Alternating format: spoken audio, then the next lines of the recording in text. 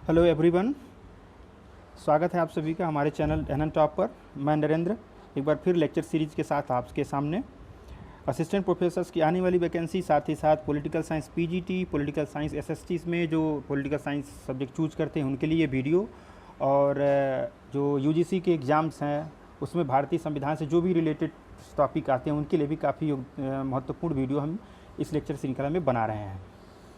आने वाली वैकेंसी जल्दी से जल्दी इसकी एडवर्टीजमेंट आने की संभावना है, लेकिन सरकार का कुछ रवैया समझ में नहीं आ रहा है, तो आपको उस पर ध्यान न देते हुए अपने मिशन पे लगे रहना है। तैयारी अपनी परिपूर्ण रखनी है ताकि जब भी वैकेंसी आए उस पर आप अच्छे से प्रहार कर सकें। हमारे जो भी लेक्चर सीरीज़ हैं आप हमारे चैनल पर जाइए, उसमें उत्तर प्रदेश हायर एजुकेशन की एक प्लेलिस्ट बना रखी है, उसमें प्रीवियस वीडियो हैं, उसमें सारे के सारे वीडियो आपको उपलब्ध हैं। तो आज शुरू करेंगे अपना नया टॉपिक। हम पिछला टॉपिक में हमने नीति निषेध तत्व के जो भी सिद्धांत थे उसको अच्छे से हमने कंप्लीट किया। फिर मौलिक कर्तव्य आदि जैसी संविधान संशोधन से भी जो टॉपिक थे, जो संभावित क्वेश्चन जिस क्षेत्र से आने की संभावना होती है उसको हमने अच्छे से कवर कर लिया है। अब हम नए टॉपिक की तरफ अग्रसर हो रहे हैं और वो टॉपिक शुरू होगा इंस्टीट्यूशंस और personalities of the Indian constitutions में। ठीक है, तो उसमें जो सबसे पहली श्रृंखला शुरू हो रही है उसमें राष्ट्रपति के बारे में हम जानेंगे। और उस राष्ट्रपति के इस वीडियो के लेक्चर में हम राष्ट्रपति के एक ही लेक्चर में नहीं करेंगे क्योंकि काफ़ी बड़ा है और भारत के राष्ट्रपति के बारे में हम विस्तार से जानेंगे। 1, 2, 3 वीडियो भी इस पर बन सकता है। तो हमारा अप्रोच वही है कि ऑप्शनल क्वेश्चंस जो आते हैं उसके दृष्टिकोण से वीडियो बनेगा और आपको क्वेश्चंस को एलिमिनेट करने में और करेक्ट आंसर टिक करने में आसानी हो। कॉम्प्रहेंसिव वीडियो बन रहा है, लेकिन उसका जो अप्रोच है वो रिटेन का नहीं है, ऑब्जेक्टिव है। तो इसको ध्यान में रखिए, सारी चीज़ें कवर नहीं हो सकती हैं, हर चीज़ एक्सप्लेन नहीं हो सकती हैं। जो ज़रूरी चीज़ है, जो एग्जाम से पूछे जा सकते हैं, उसी चीज़ को कवर किया जाएगा वीडियो में। तो शुरू करते हैं आज का अपना लेक्चर भारत के राष्ट्रपति के बारे में। भारत के राष्ट्रपति को बारे में जानने से पहले कुछ बुनियादी चीज़ आपको जानना आवश्यक है, और हमको तो पूरी तरह से उम्मीद है कि आप इसके बारे में जानते भी होंगे। देखिए, भारतीय जो शासन प्रणाली है पूरी तरह से ब्रिटिश संसदीय प्रणाली की कॉपी है, और जहाँ जहाँ संसदीय प्रणाली होती है उसमें वास्तविक कार्यपालिका और नाम मात्र की कार्यपालिका में विभेद होता है। वहीं अध्यक्षीय शासन प्रणाली में ऐसा नहीं होता है। अध्यक्षीय शासन प्रणाली में वास्तविक कार्यपालिका भी राष्ट्रपति होता है और नाम मात्र की कार्यपालिका या राज्य का प्रमुख भी वही होता है। लेकिन संसदीय शासन प्रणाली में ऐसा नहीं है। संसदीय शासन प्रणाली में नाम मात्र की कार्यपालिका कोई और होता है और वास्तविक कार्यपालिका किसी और के हाथ में होती है। तो उसी के आधार पर भारतीय में चूंकि संसदीय शासन प्रणाली अपनाई गई है, इसलिए भारत में जो राष्ट्रपति का पद है वह नाम मात्र की कार्यपालिका, ठीक है, जिसको डी ज्यूरो एग्जीक्यूटिव बोलते हैं, डी ज्यूर, और जो वास्तविक कार्यपालिका होती है जिसको डी फैक्टो एग्जीक्यूटिव बोलते हैं, वो प्रधानमंत्री और उसकी मंत्रिपरिषद होती है। तो ये चीज़ देख लें। और राष्ट्रपति के बारे में पढ़ने से पहले हमें ध्यान रखना है कि नाम मात्र की कार्यपालिका है, उसको संविधान का सर्वोच्च पद माना गया है, लेकिन वास्तविक शक्तियाँ प्रधानमंत्री अपने मंत्रिपरिषद के माध्यम से इस्तेमाल करता है। तो शुरू करते हैं। राष्ट्रपति, भारत के राष्ट्रपति का जो जिक्र है भारतीय संविधान के भाग 5 के अनुच्छेद 52 से लेकर 78 तक चर्चा की गई है। इसमें संघ की कार्यपालिका का वर्णन किया गया है, और संघ की कार्यपालिका यानी कि जो अनुच्छेद 52 है भाग 5 में और वहाँ से 78 तक, इसमें पूरे संघ की कार्यपालिका की बात की गई है। संघ की कार्यपालिका में सिर्फ और सिर्फ राष्ट्रपति नहीं आता, ये आपको ध्यान देना है। संघ की कार्यपालिका में कौन कौन आएगा? एक राष्ट्रपति, दूसरा उपराष्ट्रपति, प्रधानमंत्री, मंत्रिमंडल तथा महान्यायवादी। ये 5 व्यक्ति हैं। 1 है, 2, 3, 4 और 5। यानी कि संघ की कार्यपालिका में कौन कौन शामिल है, अगर क्वेश्चन आ गया तो आप राष्ट्रपति, उपराष्ट्रपति, प्रधानमंत्री, मंत्रिमंडल तथा महान्यायवादी के ऑप्शंस में जो भी होगा उसको आप टिक करके आगे बढ़ सकते हैं। भारत में संघ की कार्यपालिका मैंने आपको बताया किसमें? राष्ट्रपति में निहित है, यानी कि राष्ट्रपति के नाम से ही सारी शक्तियों का संचालन होता है, क्रियान्वयन होता है। भारत में, ये आपको बताया हमने बैकग्राउंड अभी, भारत में संसदात्मक शासन प्रणाली के प्रचलित होने के कारण राष्ट्रपति कार्यपालिका का संवैधानिक प्रधान होता है, जबकि वास्तविक शक्ति किसमें होती है? मंत्रिमंडल के हाथ में होती है। संवैधानिक प्रधान राष्ट्रपति, वास्तविक शक्ति मंत्रिमंडल के हाथ में। राष्ट्रपति के निर्वाचन की पद्धति भारत में क्या है ये देखें। राष्ट्रपति, देखिए राष्ट्रपति का निर्वाचन कैसे होता है, उसमें जो एक छोटा सा प्रावधान है उसको हम छोड़े हैं। जैसे उसमें क्या है कि प्रति संसद के सदस्यों का और राज्य की विधानसभाओं के जो सदस्य होते हैं उनके वोटों का काउंट कैसे किया जाता है, ये क्वेश्चंस नहीं आता है। ये क्वेश्चंस कभी नहीं आता है, इसको पढ़ने की आपको जरूरत नहीं है। वो टेक्निकल है थोड़ा सा, वो आप कहीं भी देख सकते हैं, और वो रिटेन में कभी कभी पूछ सकता है कि राष्ट्रपति का निर्वाचन कैसे हो सकता है। लेकिन आप सिर्फ ये देखिएगा, उसको छोड़ करके हम सारे टॉपिक को कवर कर रहे हैं क्योंकि वो ज़रूरी नहीं है उसको इसमें शामिल करना। तो राष्ट्रपति का निर्वाचन जनता प्रत्यक्ष रूप से नहीं करती है, ये सर्वविदित है, बल्कि उसका निर्वाचन एक निर्वाचक मंडल के माध्यम से होता है और उस निर्वाचक मंडल में निम्न सदस्य शामिल होते हैं। क्वेश्चन इससे आते हैं, आप ध्यान रखें इस पर। संसद के दोनों सदनों के निर्वाचित सदस्य, सिर्फ और सिर्फ निर्वाचित सदस्य, राज्य विधानसभा में निर्वाचित सदस्य और केंद्र शासित प्रदेशों की विधानसभा के निर्वाचित सदस्य, ये जो राष्ट्रपति होता है भारत का, उसके निर्वाचन में भागीदारी करते हैं। ठीक, इसका मतलब हो गया कि निम्न जो सदस्य हैं जिसकी सूची हम देने जा रहे हैं वे राष्ट्रपति के निर्वाचन की प्रक्रिया में भाग नहीं लेते हैं। जैसे संसद के मनोनीत सदस्य, आपको पता है कि राज्यसभा में भी क्या होता है, 12 सदस्यों को राष्ट्रपति नॉमिनेट करता है।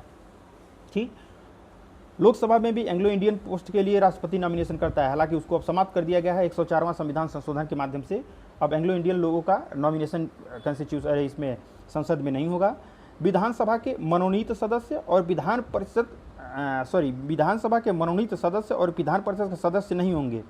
ये सब लोग राष्ट्रपति के निर्वाचन में भाग नहीं लेते हैं। कौन कौन? संसद के मनोनीत सदस्य, दिमाग में बैठाइए, विधानसभा के मनोनीत सदस्य और विधान परिषद के सदस्य, यानी कि जिन जिन राज्यों में विधान परिषद है, द्विसदनात्मक राज्य में विधानमंडल की प्रणाली है, उनके मनोनीत सदस्य इसमें भाग नहीं लेते हैं। राष्ट्रपति के निर्वाचन के संबंध में अगर कोई मतभेद हो, जैसे राष्ट्रपति के निर्वाचन के संबंध में अगर किसी कैंडिडेट को या किसी पार्टी को कुछ डाउट हो, तो उसके विरुद्ध केवल और केवल सर्वोच्च न्यायालय में प्रतिवेदन किया जा सकता है और सर्वोच्च न्यायालय का निर्णय इस संबंध में अंतिम और सर्वमान्य होगा। यानी कि राष्ट्रपति से जो डिस्प्यूट, अगर इलेक्शन से डिस्प्यूट है कुछ, तो वो सीधे सीधे सर्वोच्च न्यायालय में ही उसकी सुनवाई होती है, उस पर कार्रवाई होती है, न कि भारत के उच्च न्यायालयों में।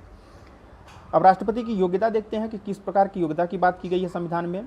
सबसे पहला, वह व्यक्ति भारत का नागरिक हो, उसकी उम्र 35 वर्ष पूरी कर चुका हो, वह लोकसभा के सदस्य निर्वाचित होने की सदस्यता रखता हो। राज्यसभा और लोकसभा 2 सदन हैं, तो राज्यसभा की बात नहीं हम कर रहे हैं, यहाँ लोकसभा के सदस्य निर्वाचित होने की सदस्यता उस व्यक्ति के पास होनी चाहिए जो राष्ट्रपति के पद के लिए खड़ा है। वह संघ सरकार या राज्य सरकार के किसी भी स्थानीय सरकार के अधीन लाभ के पद, प्रॉफिट ऑफ ऑफिस, ठीक, ऑफिस ऑफ प्रॉफिट, सॉरी, उस पर उसको नहीं होना चाहिए, यानी कि लाभ के पद पर नहीं होना चाहिए। तो ऐसे व्यक्ति योग्य होंगे राष्ट्रपति के निर्वाचन के लिए। राष्ट्रपति के चुनाव के लिए अगर कोई व्यक्ति खड़ा होता है तो नामांकन करते समय उम्मीदवार को कम से कम 50 सदस्यों का प्रस्तावक तथा 50 का अनुमोदक होना आवश्यक है। यानी दोनों अलग अलग होंगे कि नहीं, कि 50 सदस्य अनुमोदक भी हैं, वही सदस्य आपके प्रस्तावक भी हैं, ये दोनों अलग होंगे। और राष्ट्रपति के चुनाव के लिए नामांकन जो उम्मीदवार खड़ा हो रहा है, 50 प्रस्तावक और 50 अनुमोदक अलग अलग होने चाहिए, तभी व्यक्ति खड़ा हो सकता है, उसका नामांकन तभी स्वीकार किया जाएगा।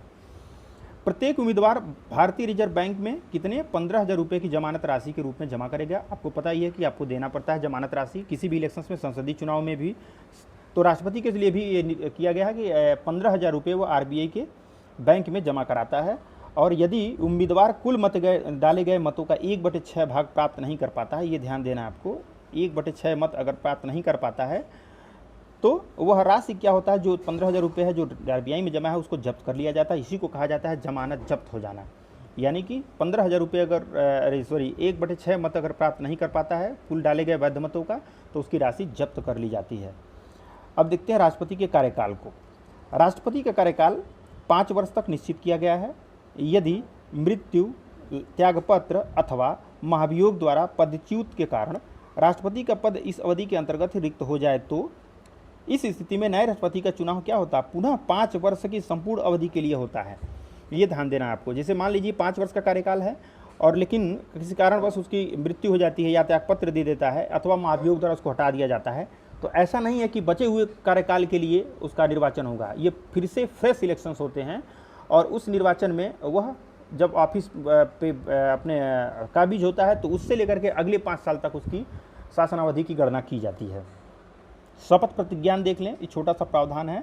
शपथ प्रतिज्ञान मतलब पद के शपथ लेना, जिस पद के लिए आप निर्वाचित हुए हैं उसकी शपथ लेना, जिसे अपने पद को प्रतिष्ठा और मर्यादा के साथ निभाएंगे, कॉन्स्टिट्यूशन के प्रति आस्था रखेंगे, इत्यादि इत्यादि जो भी वो फॉर्मेलिटी होती है उसी को प्रतिज्ञान कहते हैं, शपथ प्रतिज्ञान।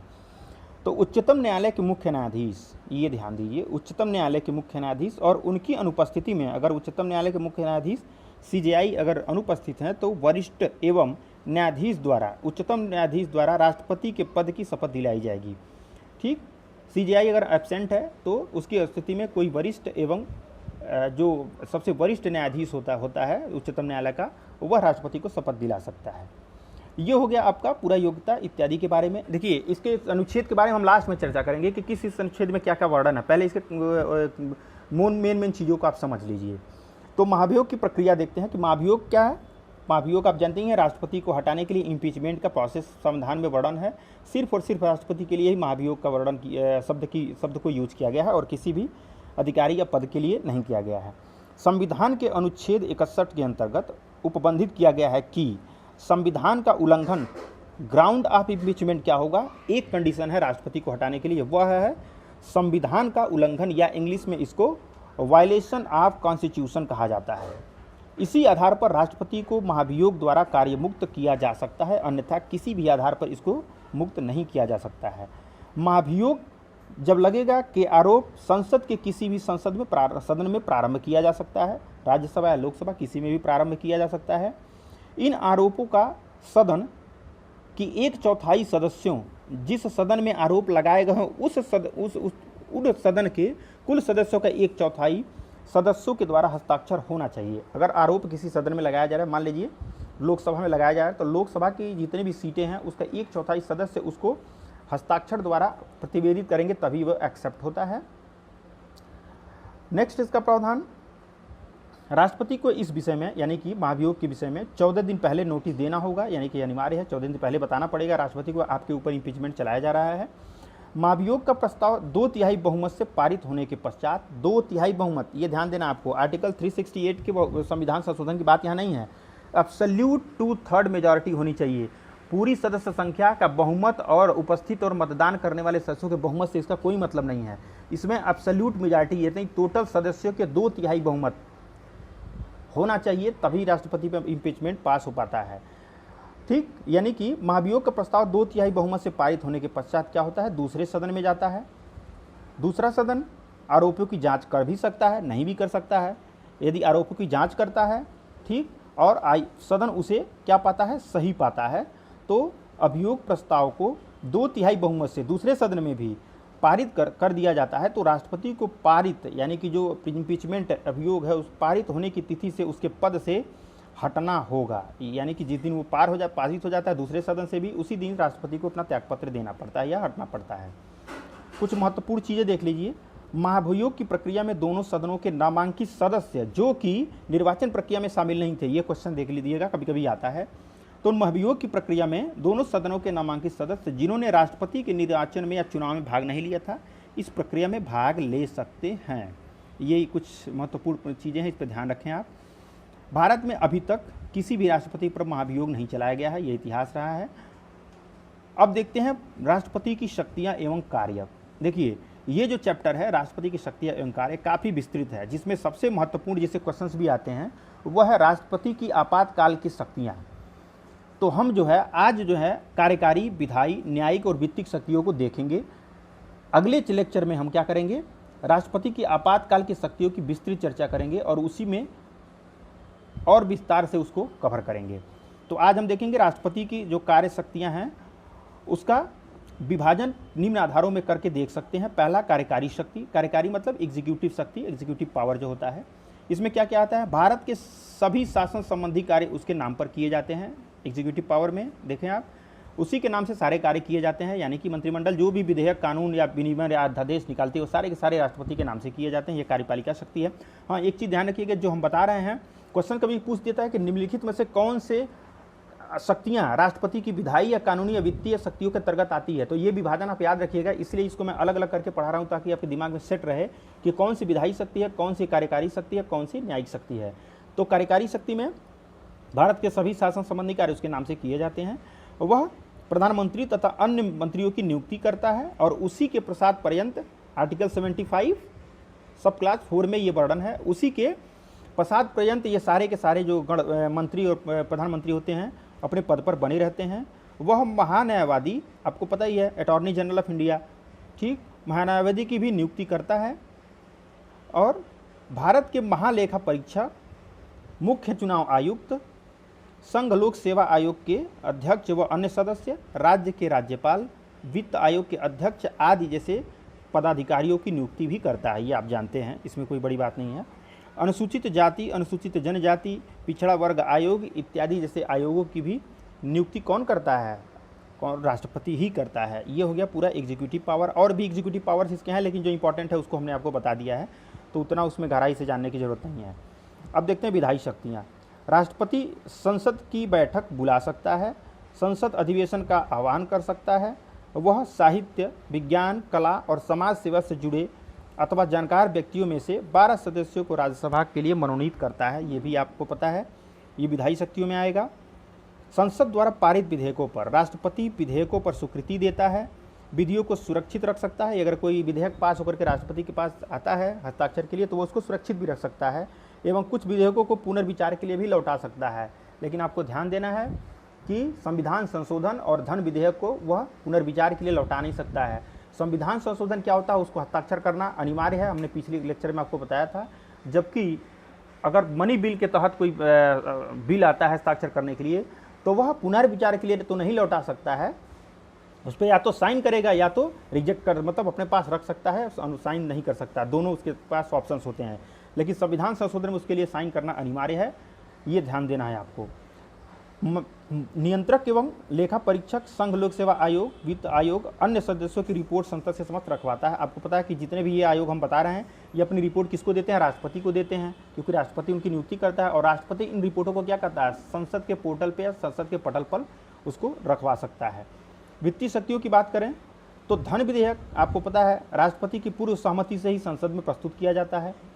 वार्षिक वित्तीय विवरण, जिसको बजट भी कहा जाता है, संसद के समक्ष रखवाता है। कोई भी अनुदान मांग राष्ट्रपति की सिफारिश के बिना नहीं की जा सकती है। ये विधायी शक्तियां हैं, ध्यान दें। संसद और राज्य के बीच राजस्व के बंटवारे के लिए जो 5 वर्ष, प्रत्येक 5 वर्ष पर वित्त आयोग की नियुक्ति की जाती है, उसका भी गठन कौन करता है? राष्ट्रपति ही करता है। ये हो गया आपकी वित्तीय शक्तियाँ। न्यायिक शक्तियों की बात कर लेते हैं। राष्ट्रपति उच्च न्यायालय एवं राज्यों के उच्च न्यायालय, राष्ट्रपति उच्चतम न्यायालय एवं राज्यों के उच्च न्यायालय के न्यायाधीशों की नियुक्ति करता है। वह उच्चतम न्यायालय से किसी भी विधि या तथ्य पर सलाह मांग सकता है, यानी कि अगर राष्ट्रपति को किसी विधि पे अगर कोई प्रश्न है जिस पे वो सलाह चाहता है इसकी सर्वोच्च न्यायालय की, तो उससे क्या होता है? सलाह मांग सकता है उच्चतम न्यायालय। ठीक है, वह किसी अपराध के लिए दोषी सिद्ध व्यक्ति के लिए, जब पता ही है आपको, अनुच्छेद 72 के तहत इसका वर्णन है, दोष सिद्ध व्यक्ति के दंड आदेश को निलंबित, माफ या परिवर्तित कर सकता है। दंड में क्षमादान, प्राण दंड स्थगित कर सकता है, राहत और माफी का प्रदान कर सकता है। ये सारी इसकी क्षमादान की शक्तियाँ आती हैं, आपको पता ही है। तो ये हमने देख लिया आज राष्ट्रपति के कार्यकारी, विधायी, न्यायिक और वित्तीय शक्तियों के बारे में। कल से जो हमारा जो वीडियो लेक्चर आएगा, उसमें राष्ट्रपति की आपातकालीन शक्तियों पर विस्तार से चर्चा करेंगे और उसमें और गहराई से जानेंगे कि उसका प्रभाव क्या होता है, किस कंडीशंस में लगाया जाता है, मूल अधिकारों पर उसका क्या प्रभाव पड़ता है, राज्य की विधानसभाओं पर उसका क्या प्रभाव पड़ता है, तो किस तरह से केंद्र और राज्य के संबंधों को प्रभावित करता है आपातकाल, उसकी सारी चर्चा हम लोग आने वाले लेक्चर में अपने करेंगे।